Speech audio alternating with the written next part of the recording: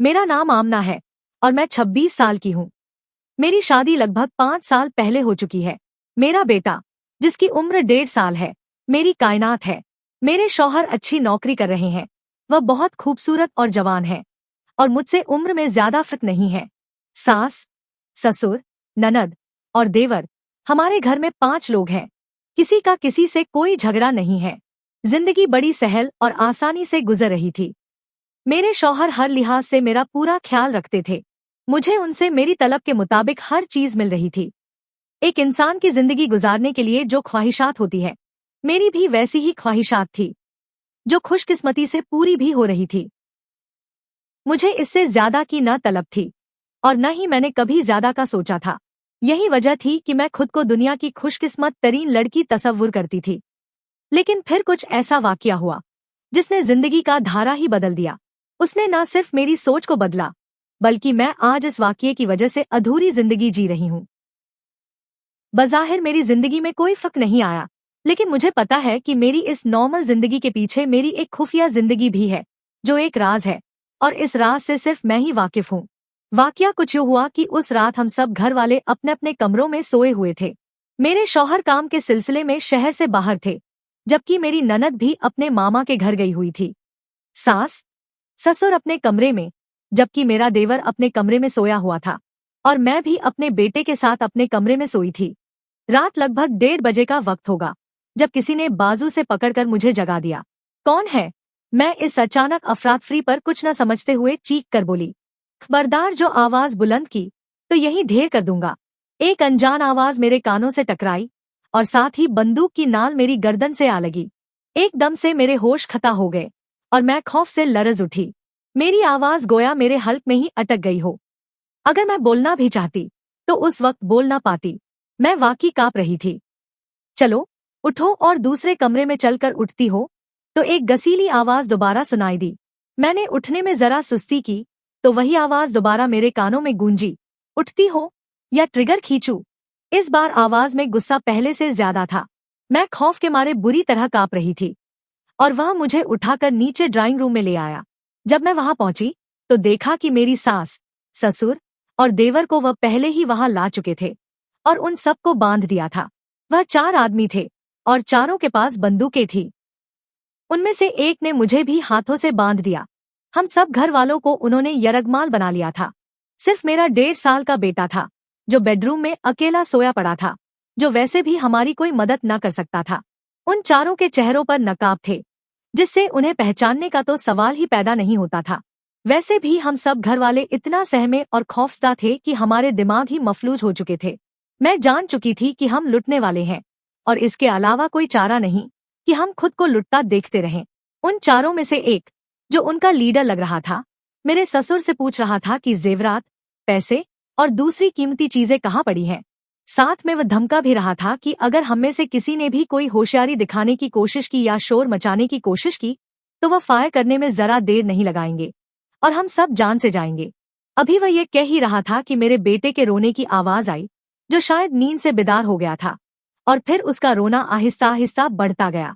जाहिर है अगर मैं उसके पास होती तो उसे थपक कर दोबारा सुला देती।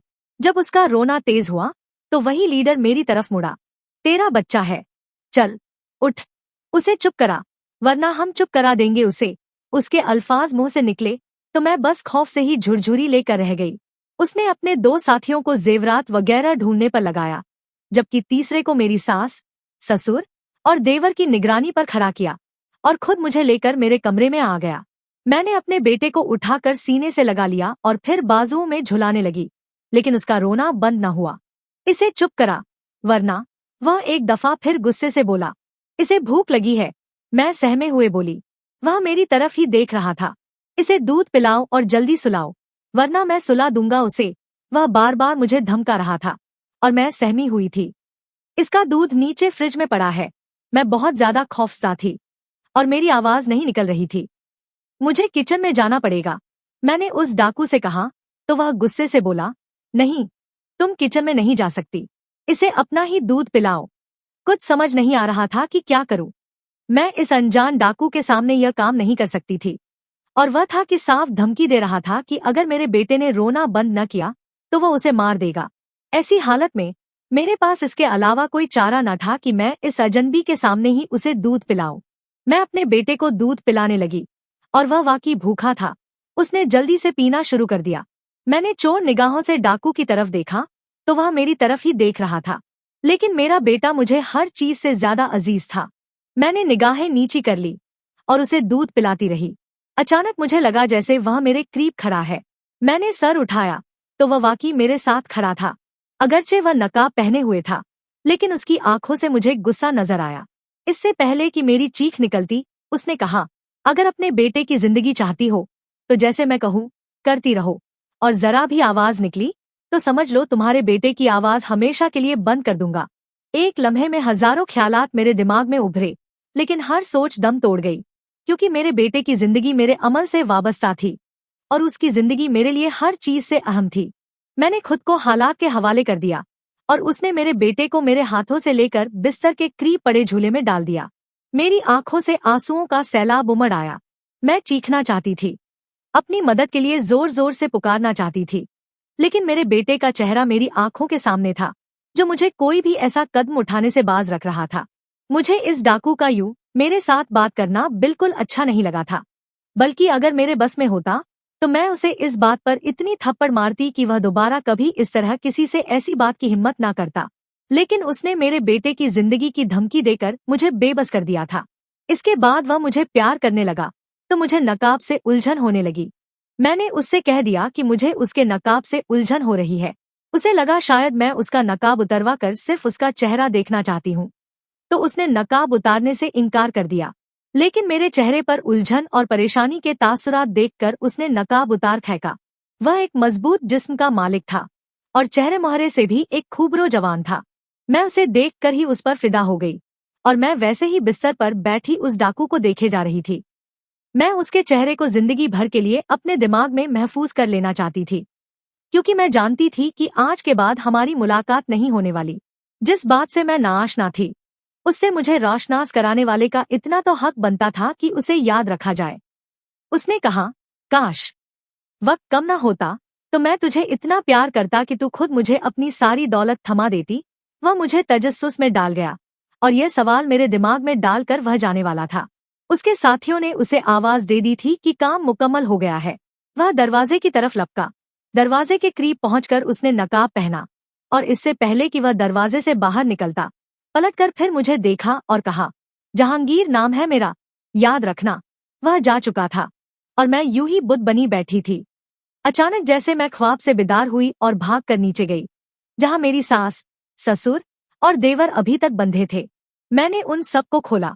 बाद में मेरे ससुर ने पुलिस स्टेशन फोन किया और लगभग 1.5-2 घंटों के बाद एक पुलिस वैन आई, जिन्होंने मौका चेक किया। हम पुलिस के आने से पहले सभी कमरे देख चुके थे।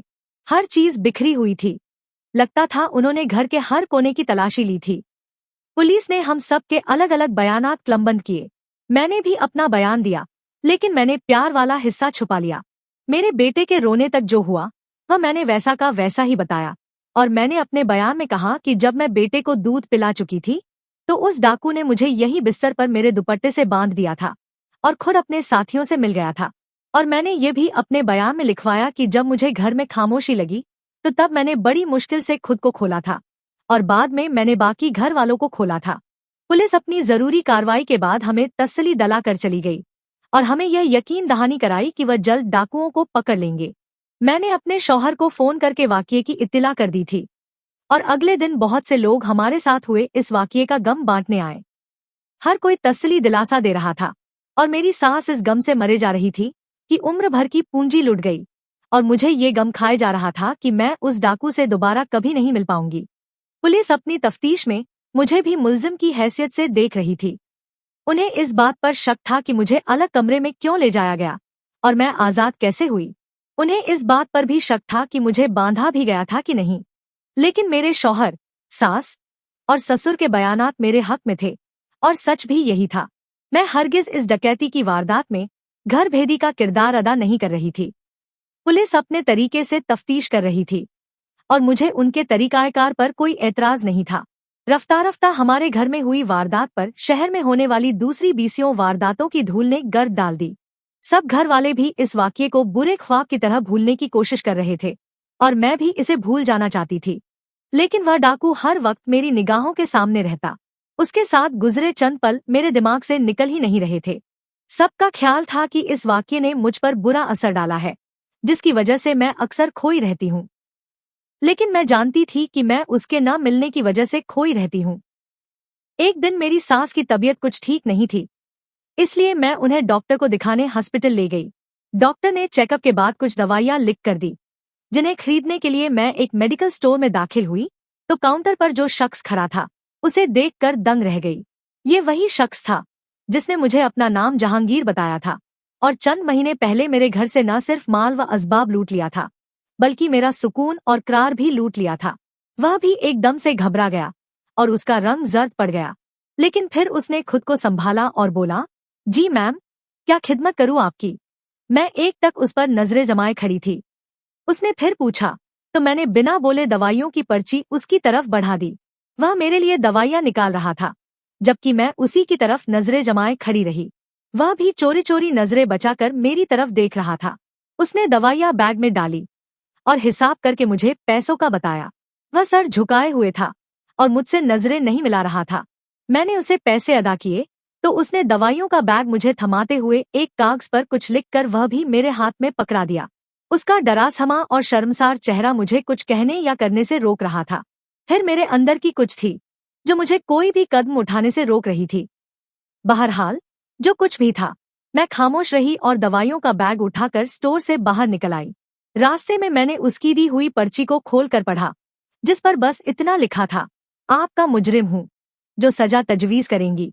कबूल है, लेकिन एक दफा मुझसे बात कर ले। नीचे उसका फोन नंबर था। मैं कशमकश में थी कि क्या करूं, उसकी इत्तिला पुलिस को दूं या खुद उससे पहले बात करूं। मैं अजीब उलझन में थी। एक तरफ घर से लूटी दौलत और दूसरी तरफ मेरा खोया हुआ सुकून। मैं सोच रही थी कि किस चीज को तरजीह दूं। मेरे लिए ज्यादा अहम क्या है, दौलत या मेरी मोहब्बत। फिर इस ख्याल ने मुझे आखिरी फैसला करने में मदद की कि माल और दौलत के लिए तो सब ने किस्मत का लिखा समझकर खुद को मुतमिन कर लिया है, पर मैं उस दिन के बाद आज तक मोहब्बत नहीं पा सकी और मेरा दिल आज तक मुतमिन न हो पाया। यही सोचकर मैंने उसे फोन करने का फैसला किया, ताकि उसकी तरफ की कहानी भी जान सकूं कि वह क्या सोच रहा है और मुझसे किस बर्ताव की उम्मीद रखता है। मैंने घर पहुंचकर सभी जरूरी काम निपटाए और अब मेरे पास फारिग वक्त था। मैं अभी भी कशमकश में थी कि क्या करूं। आखिरकार मैंने फैसलाकुन अंदाज में मोबाइल उठाया और उसका नंबर डायल कर दिया। अगरचे मैंने नंबर डायल कर दिया था, लेकिन मैं काफी नर्वस थी। मुझे नहीं पता था कि बात क्या करनी है। काफी देर बेल बजने के बाद उधर से फोन उठाया गया। हेलो जी, कौन? उसकी आवाज मेरे कानों से टकराई तो मुझे लगा मेरा गला सूख गया है और आवाज जैसे बंद हो गई। अल्फाज मेरे मुंह में ही अटक गए। उस रोज के पूरे वाकये की जैसे वीडियो मेरे दिमाग में चलने लगी और मैं सोच रही थी कि इस इंसान से नफरत करूं या मोहब्बत, उसे सजा दूं या जजा। दूसरी बार हेलो की आवाज आई तो मैंने फोन काट दिया और मैं अभी तक तजब्जो में थी और अजीब कैफियत थी। मैं खुद को संभालती और समझाती कि वह एक मुजरिम है और उसे उसके किए की सजा मिलनी चाहिए, और फिर मेरे अंदर का शैतान मुझे बहकाने लगता कि मैं जो जिंदगी जी रही हूँ वह बहुत बेनी है। जिंदगी जीने का तो लुत्फ तभी है जब उसकी असली रंगीनियों से लुत्फ अंदोज हुआ जाए, और मेरे कमअक्ल दिमाग में उस वक्त जिंदगी को परलुत्फ बनाने के लिए बस यही था कि प्यार ही जिंदगी को परम सरद बनाता है। असल में यह मेरी अपनी खुदगर्जी थी कि ऐसी सोच मेरे दिमाग में जन्म ले चुकी थी, वरना तो मेरी जिंदगी उस दिन के वाकये से पहले बहुत अच्छी और बहुत खुशगवार चल रही थी। मैंने दोबारा उसका नंबर डायल किया। अब की बार फोन उठाने में ज्यादा देर नहीं हुई। दूसरी ही घंटी पर हेलो की आवाज के साथ फोन रिसीव कर लिया गया।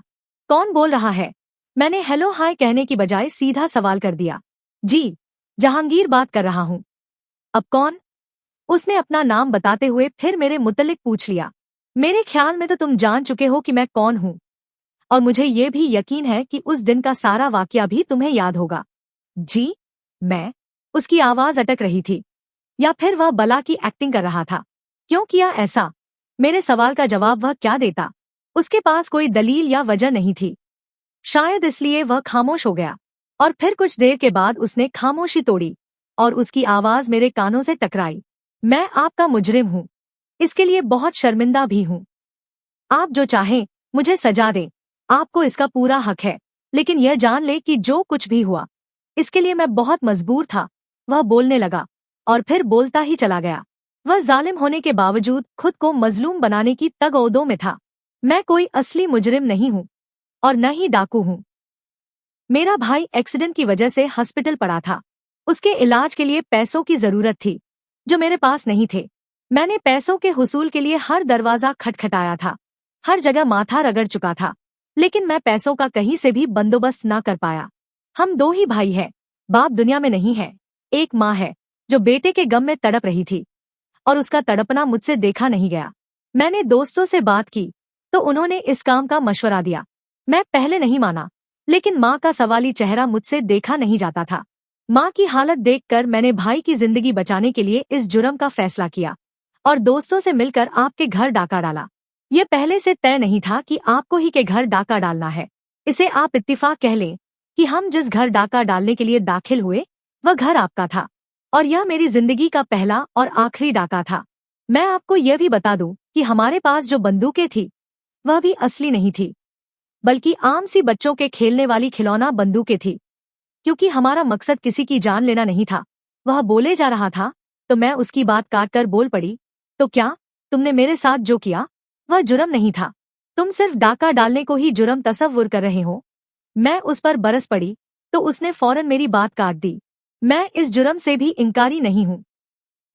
मैं पहले कह चुका हूँ कि मैं आपका मुजरिम हूँ।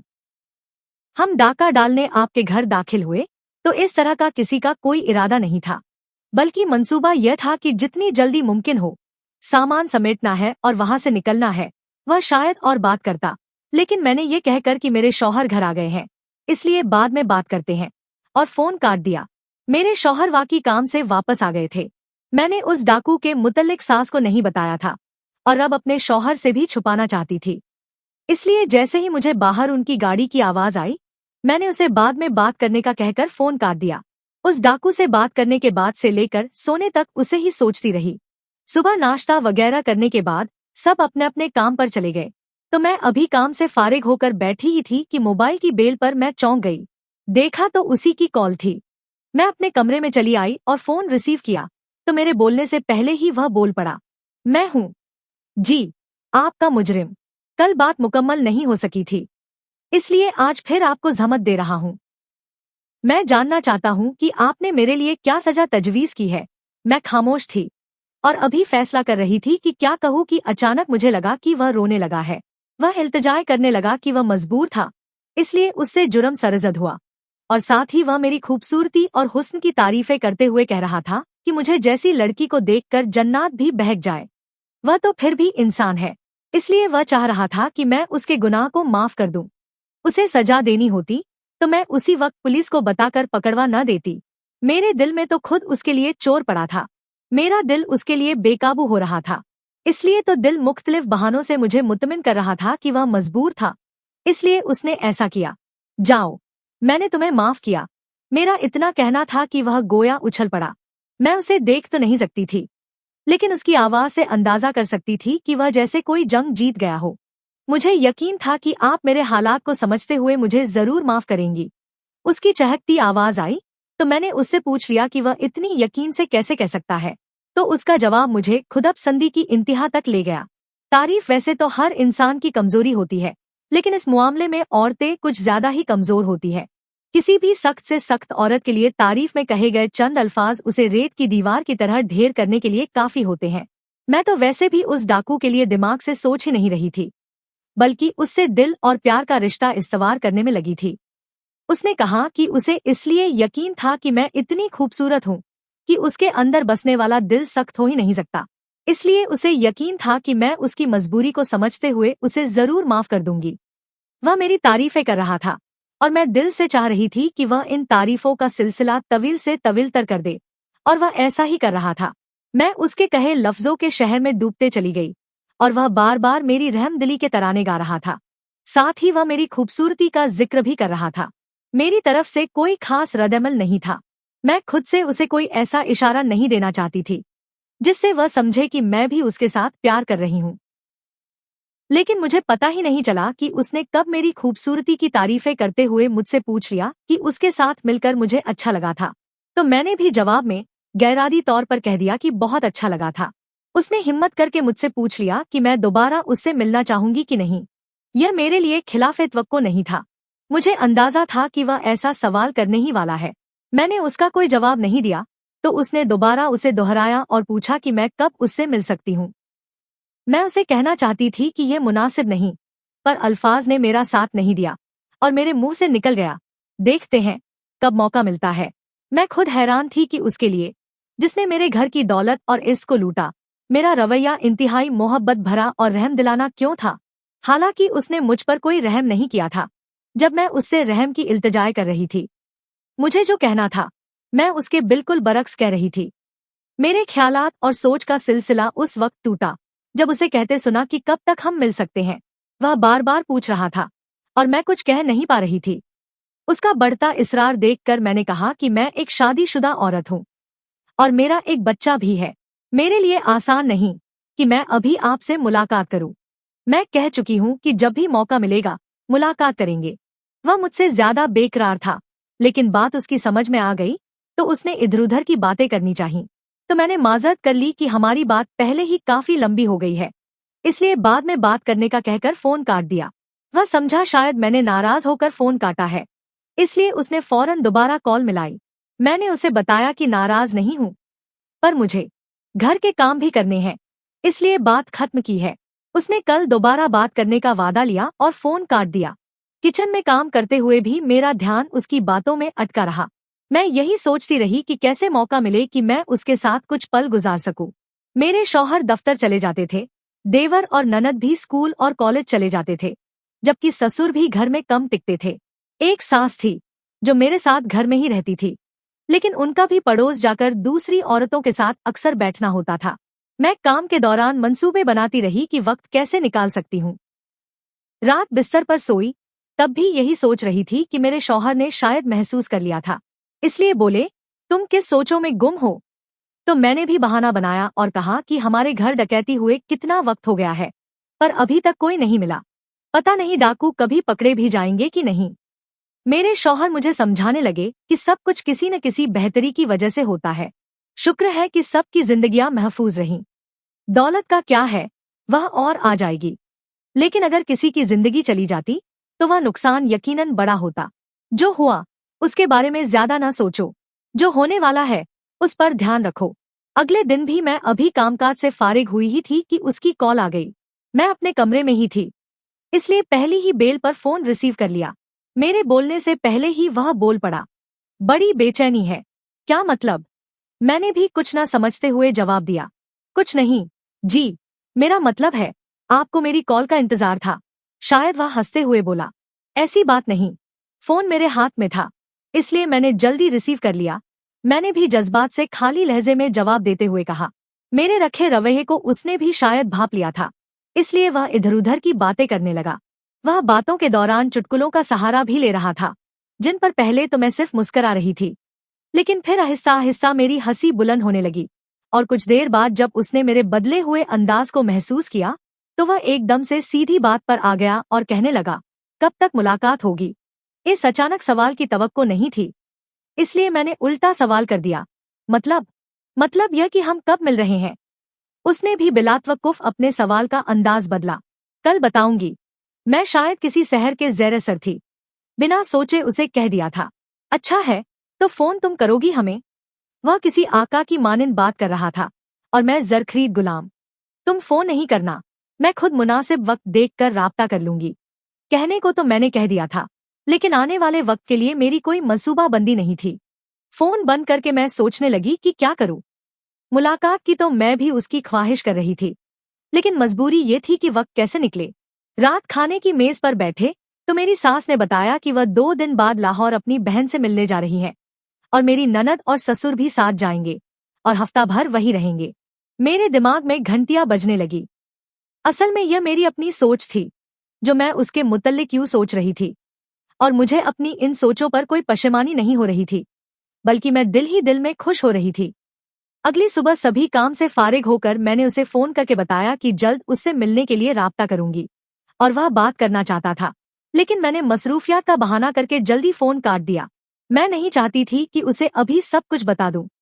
मैं सोच रही थी कि जब सास, ससुर और ननद लाहौर के लिए रवाना हो जाएंगे तो तब उससे मुलाकात के लिए राब्ता करूंगी। मैं नहीं चाहती थी कि सास अपना लाहौर जाने का प्रोग्राम मुलतवी कर दे और हमें किसी बदमज़गी का सामना करना पड़े। अगले दिन जब मेरे शौहर काम के लिए चले गए और सास, ससुर ने भी लाहौर की राह ली, तो मैंने भी जल्दी जल्दी काम खत्म किया और डाकू को फोन लगा दिया। मैं अब ज्यादा इंतजार नहीं करना चाहती थी और मैं जानती थी कि शाम 5 बजे तक घर में मेरे सिवा कोई दूसरा नहीं है। फोन की तीसरी घंटी पर उसने फोन उठाया तो मेरे दिल की धड़कनों में जैसे भौचाल आ गया और मेरी सांसें बहुत बेतरतीब हो चुकी थी। मेरे हाथ पांव लरज रहे थे। यह शायद इस बात का इशारा था कि मैं जो करने जा रही हूँ वह सब बहुत गलत है, लेकिन दिल में जो मोहब्बत पैदा हो चुकी थी उसके सामने दिमाग की हर दलील बेसूद और बेकार थी। उसकी हेलो की आवाज में सुन ही नहीं पाई तो दूसरी बार उसने हेलो कहकर मुखातिब किया तो जैसे मेरा ख्वाब टूटा। मैंने उसका जवाब हेलो से दिया, लेकिन शायद मेरा गला सूखा था, इसलिए मेरी आवाज मेरे गले में ही कहीं दफन हो गई। बात नहीं करोगी? वह सवाली अंदाज में बोला तो मैंने खुद को संभालते हुए थोड़ा सा खंकारती हुई गला साफ किया। इससे पहले कि मैं कुछ बोलती उसकी आवाज दोबारा मेरी समाहतों से टकराई। बात भी करोगी या आज यूं ही खंकारती रहोगी? वह बेसब्री दिखा रहा था क्योंकि वह अंदाजा कर सकता था कि मैंने उसे यूं ही फोन नहीं किया। यकीनन उससे मिलने का कोई प्रोग्राम तरतीब देना होगा, इसलिए उसे कॉल की है। हाँ और नहीं के अल्फाज मेरे मुंह में अटक रहे थे। अगरचे मैं उससे कई दफा पहले भी फोन पर बात कर चुकी थी, लेकिन आज मैं फिर काफी तजब्जो का शिकार थी और बहुत नर्वस महसूस कर रही थी। और ये शायद इसलिए था कि आज मैं उसे अपनी मर्जी से बुलाने वाली थी। यही वजह थी कि अंदर का खौफ मुझे डरा रहा था और बात करने में दिक्कत पेश आ रही थी। क्या? हाँ नहीं? कुछ समझाओगी भी कि नहीं? वह बोला तो मैं उसके जवाब में इतना ही कह पाई कि घर में आज कोई नहीं है। कहने को तो मैंने कह दिया था, लेकिन मेरी हालत दीदनी हो रही थी। लेकिन दिल की ख्वाहिश मेरे तमाम डर और खौफ के सामने दीवार बनकर खड़ी हो जाती थी और वह शायद मेरे इन अल्फाज के इंतजार में था। उसकी खुशी का मैं अंदाजा नहीं कर सकती क्योंकि वह मुझसे ओझल था, लेकिन उसका उछलना और चहक कर बोलना उसकी खुशी का पता दे रहा था। अच्छा, तुम वाकई घर में हो? तो क्या मैं आ जाऊं तुम्हारे घर? मैं ज्यादा तो कुछ ना बोली, बस इतना कह पाई कि मैं तुम्हारा इंतजार कर रही हूँ। शायद वह झपट कर खड़ा हुआ था। मैं अभी पहुंचता हूँ। आधे पौने घंटे में वह शायद कुछ और भी बात करता, लेकिन उसकी इतनी बात सुनकर मैंने फोन काट दिया और मैं अभी तक खौफ के मिलेजुले जज्बात का शिकार थी। दिमाग की सुनती तो वह बेवफा गुनहगार खुद गरज की सदाएं लगा रहा था और दिल था कि मुझे प्यार और मोहब्बत की वादियों में ले जाने को बेताब था। इन तानतुम बानों में उलझी मैंने तौलिया उठाया और फ्रेश होने के लिए चली गई। कुछ देर बाद मैं फ्रेश होकर एक अच्छा सा लिबास पहन लिया और आईने के सामने मैं खुद का बगौर जायजा ले रही थी। अगरचे मेरी शादी को कई बरस बीत गए थे और मैं एक बच्चे की माँ भी थी, लेकिन फिर भी मेरे हुस्न और खूबसूरती में कमी नहीं आई थी। मैं आज भी हजारों कुंवारी दूशीजाओं से बेहतर थी। मैं खुद को देखती जा रही थी और खुद ही अपने हुस्न को सराह रही थी और वक्त गुजरने का अंदाजा ही नहीं हुआ। अचानक गेट की घंटी ने मुझे तसव्वुरात की दुनिया से खींचकर बाहर निकाला। मैंने गेट के करीब पहुंचकर अंदर से ही आहिस्ता से पूछा, कौन है? तो वह बोला, हुजूर। और कौन होगा? आपका खादिम हूँ, जिसे आपने अभी फोन करके बुलाया है। वह हकीकत में चहक रहा था। मैंने दरवाजा खोला तो वह एकदम से अंदर घुस आया। मैंने उसे एक नजर देखा और फिर बिना कुछ कहे आगे आगे चलते हुए उसे घर के अंदर ले आई।